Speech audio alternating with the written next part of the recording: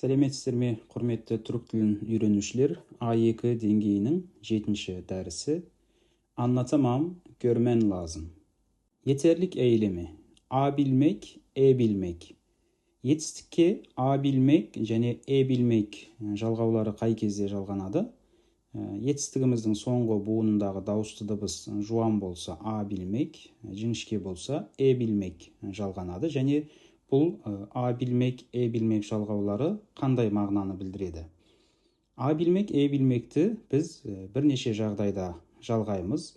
Біріншісі, бір нәрсені істей алатынын, жасай алатынын, бір нәрсені жасауға шамасы келетінін білдіру мақсатында жалғаймыз. Екіншісі, бір нәрсенің болуы мүмкін, яғни 50-50 болуы да мүмкін, болмауы да мүмкін кезде сол туралы айтқанда A bilmek, E bilmek жалғанады. Сондай-ақ рұқсат сұрағанда, рұқсат берген кезде, бір өтініш жасаған кезде осы жалғауды жалғаймыз етістікке. Ал енді мысалдарын оқиық. Bu işi yarına kadar tek başıma bitiremem. Бұл жұмысты ертеңге дейін жалғыз өзім бітіре алмаймын. Бұл A bilmek, E bilmектің болымсыз формасы.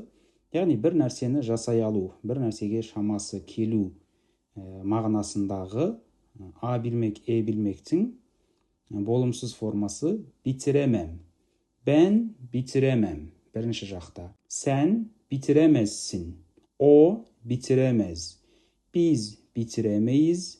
Siz bitiremezsiniz. Onlar bitiremezler болады. Al kelesi söylem. Sadece gitar değil, bağlama da çalabilirim.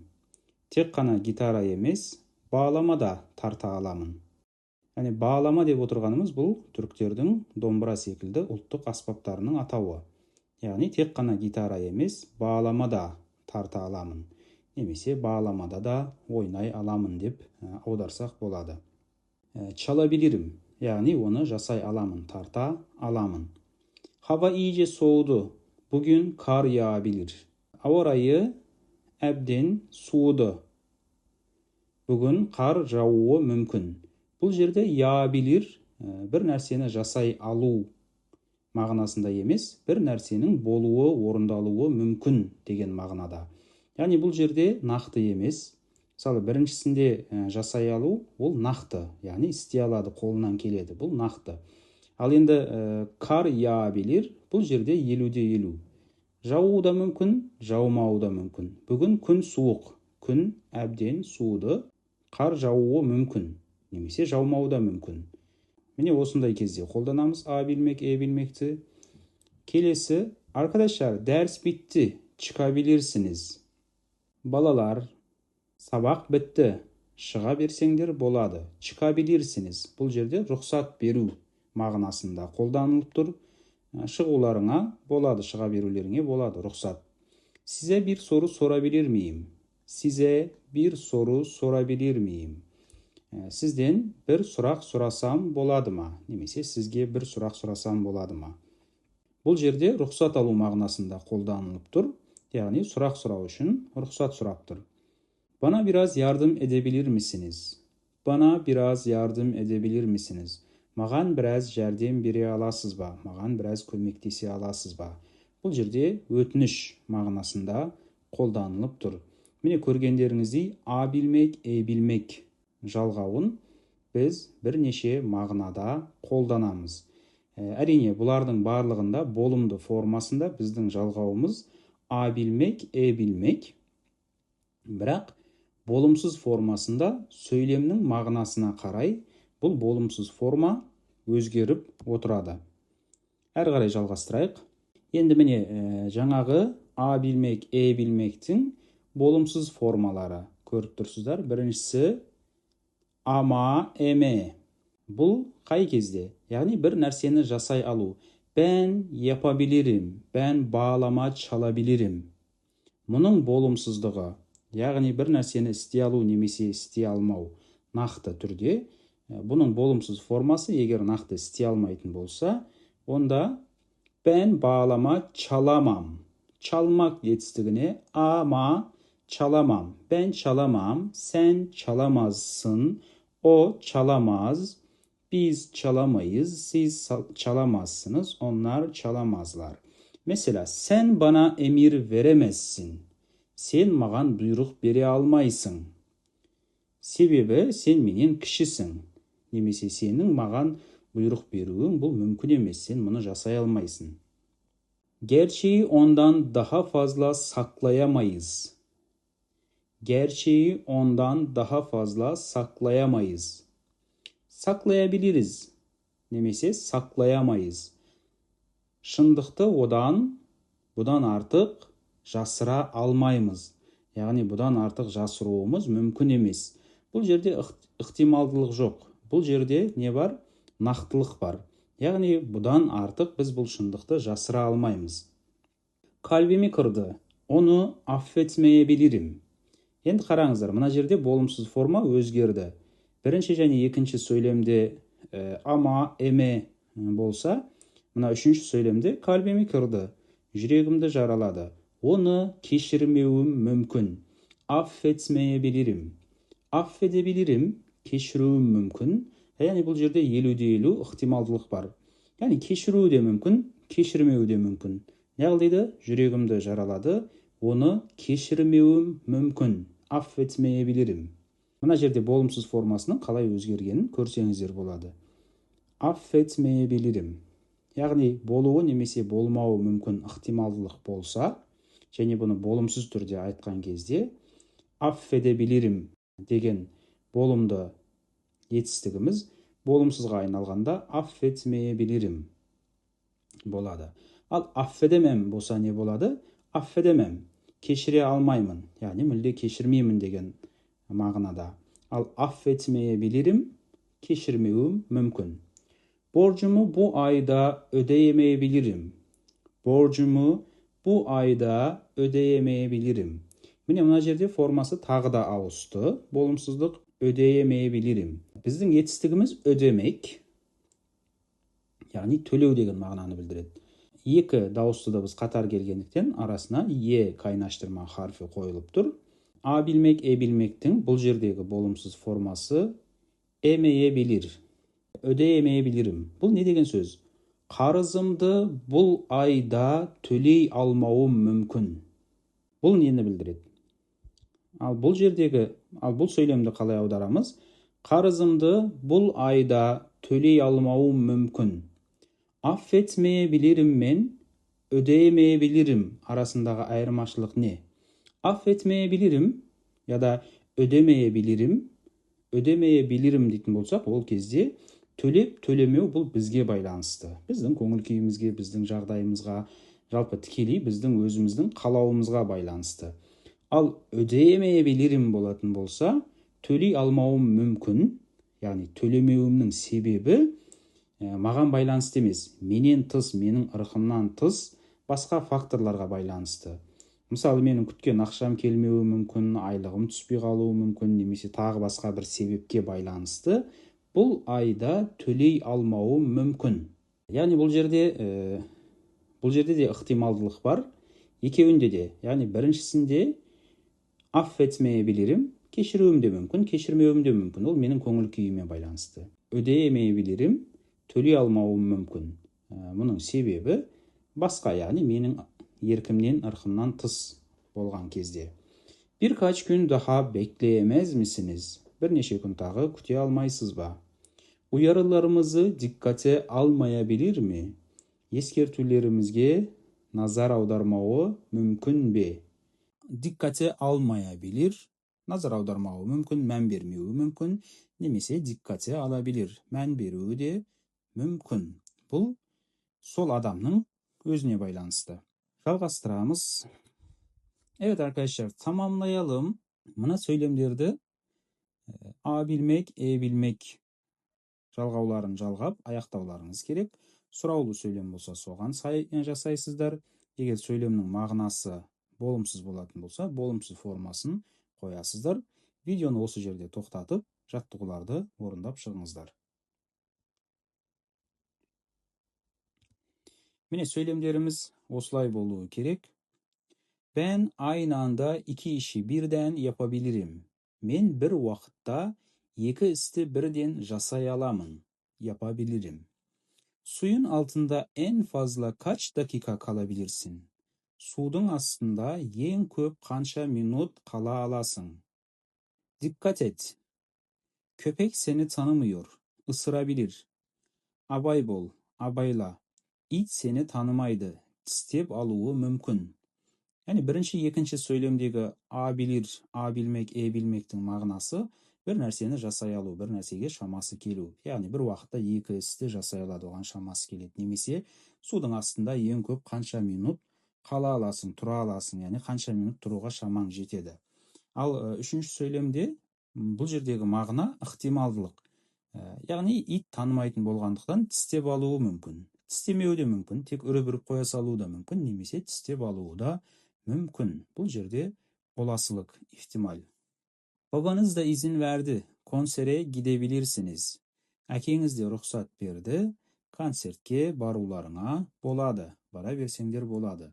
Бұл жерде рұқсат беру мағынасында д-ның астын сыздым, себебі бізде етістік gitmek, т әрпі өзінен кейін дауыстымен басталатын жалғау жалғанғандықтан д-ға айналды. Мұны үнсіз yumuşaması деп айтатын едік.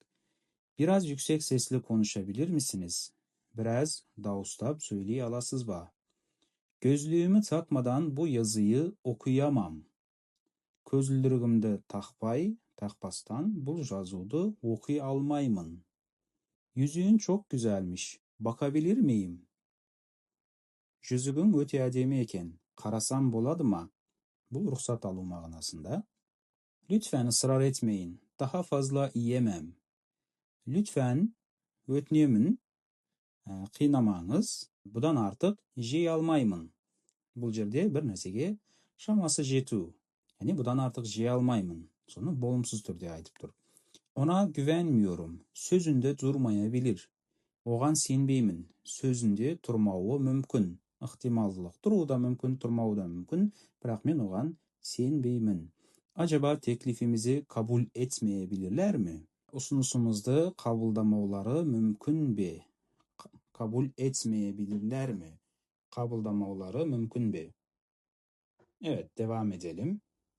Жалғасы, arkadaşlar, mına söylemlerdi de dәл осылай аяқтап шығыңыздар. Видеоны тоқтатып, жаттығуларды орындағаннан кейін әрі қарай жалғастырып дұрыс жауабын көресіздер. Mine бұл söylemlerimiz осылай аяқталуы қажет. Senin için her şeyi yaparım ama yalan söyleyemem. Sen үшін барлық нәрсені жасаймын, бірақ өтірік айта алмаймын. Trafik çok sıkışık. Geç kalabiliriz. Trafik çok sıkışık. Yani жолда кептеліс var. Кешігіп қалуымыз мүмкін. Yani бұл жерде ықтималдылық. Кешігуіміз де мүмкін, кешікпеуіміз де мүмкін. Arabamdan memnunum. Satmayabilirim. Arabamdan memnunum. Yani kөлігіме көңілім толады. Сатпауым мүмкін. Сатуым да мүмкін, сатпауым да мүмкін. Yani менің қазіргі көлігіме көңілім толады. Projeyi zamanında tamamlayamayabiliriz. Projeyi zamanında tamamlayamayabiliriz. Yani жобаны vaqtında bitire almauımız mümkün. Бұл жерде tamamlayabiliriz desек те болады, бітіруіміз мүмкін, немесе уақытында бітіре алмауымыз мүмкін. Әртүрлі себептерге байланысты бұл жобаны уақытында бітіре алмауымыз мүмкін. Rusçayı anlayabilirim ama konuşamam. Орыс тілін түсіне аламын, орысшаны түсіне аламын, бірақ söylей алмаймын. Henüz kararımı vermedim. Kabul edebilirim de, etmeyebilirim de. Әлі шешім қабылдамадым. Қабылдауым да мүмкін, қабылдамауым да мүмкін. Yani келісуім де мүмкін, келіспеуім де мүмкін деп аударсақ та болады. Bu yemek bu kadar adama yetmeyebilir. Бұл тамақ мұнша адамға жетпеуі мүмкün, yetmeyebilir. Onun için her şeyi söyleyebilirsiniz ama cimri diyemezsiniz. Ол үшін бәрін айтуларыңызға болады, бірақ сараң дей алмайсыздар. diyemezsiniz. Dey almaysızlar. Evet arkadaşlar. A bilmek, E bilmektin болымсыз түрінің 3 формасы бар екен. Міне осыларды жақсылап жаттап алыңыздар. Біріншісі yapmak, яғни жасау етістігімен мысал келтіретін болсақ, yapabilirim, жасай аламын. Бір нәрсені істей аламын, бұл қолымнан келеді. Yapabilirim ya da yapmayabilirim. Bir нәрсені істеуім де мүмкін, істемеуім де мүмкін деген мағынаны білдіреді. Ал енді мұның болымсызы yapamam дейтін болсақ, yapabilirim, yapamam. Yapamam, істей алмаймын, жасай алмаймын. Қолымнан келмейді, немесе уақытым жоқ. Яғни мен мұны жасай алмаймын. Нақты бұл, өзгермейді. Yapmayabilirim. Yapmayabilirim дейтін болсақ, yapmayabilirim. Ол кезде жасамауым мүмкін. Жасауым да мүмкін, жасамауым да мүмкін. Yapamayabilirim. Жасай алмауым мүмкін. Yapamayabilirim. Жасай алмауым мүмкін. Немесе gitmek. Yarın sizinle birlikte pikniğe gidebilirim. Ертең сендермен бірге piknikке, маевкаға баруым мүмкін. Yarın sizinle birlikte sinemaya gidebilirim. Немесе yarın sizinle birlikte sinemaya gidemem. Ертең сендермен бірге кинотеатрға бара алмаймын. Gidemem, бара алмаймын. Басқа жұмысым бар, немесе үйге қонақ келеді, бара алмайтыным нақты. Yarın sizinle birlikte sinemaya gitmeyebilirim. Ертең сендермен бірге кинотеатрға бармауым мүмкін. Баруым да мүмкін, егер жұмысым шығып қалса, бармауым да мүмкін. Ne болмаса, yarın eve misafir gelecek. Sizinle birlikte sinemaya gidemeyebilirim. Ертең үйге қонақ келеді. Сондықтан, сендермен бірге кинотеатрға бара алмауым мүмкін. Gitmeyebilirim. Бұл тікелей маған байланысты, бармауым мүмкін. Қаласам барамын, қаламасам бармауым мүмкін. Gidemeyebilirim болатын болса, онда маған байланысты емес, басқа себепке байланысты бара алмауым мүмкін. Gidemeyebilirim. Yarın eve misafirler gelecek. Ертең үйге қонақтар келеді. Bu yüzden sizinle beraber sinemaya gidemeyebilirim. Сол себепті сендермен кинотеатрға бара алмауым мүмкін. Басқа себепке байланысты. Evet arkadaşlar. Түсінікті деп ойлаймын. Әрі қарай жалғастырамыз. İşaretleyelim. Belgileyik. Gücü yetme, olasılık, izin isteme, izin verme, rica etme. Gücü yetme bir нәрсеге шамасы, күші жету, яғни бір нәрсені жасай алу. Olasılık болуы немесе болмауы мүмкін. Ықтималдылық, izin isteme, рұқсат сұрау, izin verme, рұқсат беру, rica etme, өтіну, өтініш жасау. Мына сөйлемдердің мағынасы осылардың қайсысына сәйкес келеді? Мысалы, kar yağışı uzun süre devam edebilir. Қардың жаууы ұзақ уақытқа созылуы, немесе ұзақ уақыт жалғасуы мүмкін. Birkaç gün benim evimde kalabilirsin. Бірнеше күн менің үйімde қалуыңа болады. Yemek çok acı olmuş. Ben yiyebilirim ama çocuklar yiyemez. Тамақ өте ащы болыпты. Мен жей аламын, бірақ балалар жей алмайды. Şoför bey, şu binanın önünde durabilir misiniz? Şoför mırza, ана ғимараттың алдында тоқтай аласыз ба? Bana birkaç dakika izin verebilir misiniz? Маған бірнеше минут рұқсат бере аласыздар ма? İnsan sosyal bir varlıktır. Tek başına yaşayamaz. Adam sosyal bir varlıktır. Яғни әлеуметтік жаратылыс иесі. Дейміз бе? Жалғыз өзі өмір сүре алмайды. Nermin bu konuda senin gibi düşünmeyebilir. Nermin бұл тақырыпта сен сияқты ойламауы мүмкін. Dosyayı masanın üzerine bırakabilir misiniz? Папканы үстелдің üstüne қалдыра аласыз ба, қоя аласыз ба? Baba, arkadaşlarımla sinemaya gidebilir miyim? Әке, достарыммен кинотеатрға барсам болады ма? Baruğuma болады ма? Bu konuda bana her türlü soruyu sorabilirsiniz. Бұл тақырыпқа, бұл мәселеге қатысты маған барлық сұрақты сұрауларыңызға болады. Міне, сөйлемдеріміз осы. Енді қай сөйлемнің мағынасы қандай? Видеоны тоқтатып, белгілеп шығыңыздар, әрі қарай жалғастырып, cevabını göresizdir. Evet arkadaşlar, doğrusu böyle olmalı. Doğrusu osundai boluğu gerek. Kar yağışı uzun süre devam edebilir. Yani bu olasılık, ihtimal. Birkaç gün benim evimde kalabilirsin. Bu izin verme, yani ruhsat беру. Bir neçe gün үйünde тұруға ruhsat berip tur. Yemek çok acı olmuş. Ben yiyebilirim ama çocuklar yiyemez. Gücü yetme. Yani onu men жей аламын. Aşçını жеуге менің шамам келеді, бірақ балалар жей алмайды. Şu binanın önünde durabilir misiniz? Rica etme, ötünüş. Bana birkaç dakika izin verebilir misiniz? Ruhsat sұрау, yani izin isteme. İnsan sosyal bir varlıktır. Tek başına yaşayamaz. Gücü yetme. Yani жалғыз өзі өмір сүре алмайды. Оған шамасы келмейді. Адам басқалармен қоғамдық ортада бірге өмір сүруі керек. Neriman bu konuda senin gibi düşünmeyebilir. Бұл olasılık, sen сияқты ойлауы да мүмкін, ойламауы да мүмкін. Senin ойымен келісуі де мүмкін, келіспеуі де мүмкін деген секілді. Dosyayı masanın üzerine bırakabilir misiniz? Rica etme. Bu da ötünüş. İzin isteme. Arkadaşlarımla sinemaya gidebilir miyim? Kinoteatrga бару үшін әкесінен ruhsat сұрап тұр. İzin isteme. Bu konuda bana her türlü soruyu sorabilirsiniz. Yani маған барлық сұрақтарды сұрауларыңа, менен барлық сұрақтарды сұрауларыңа болады. Бұл жерде izin verme, ruhsat беру arkadaşlar. Evet, bir dersi daha tamamladık. A bilmek, E bilmekti. Және оның болымсыз формаларын, және бұл жалғауларды қай кезде, қандай мағынада қолданатынымызды айттық. Осыны жақсылап жаттап алыңыздар. Келесі сабақта көріскенше сау болыңыздар.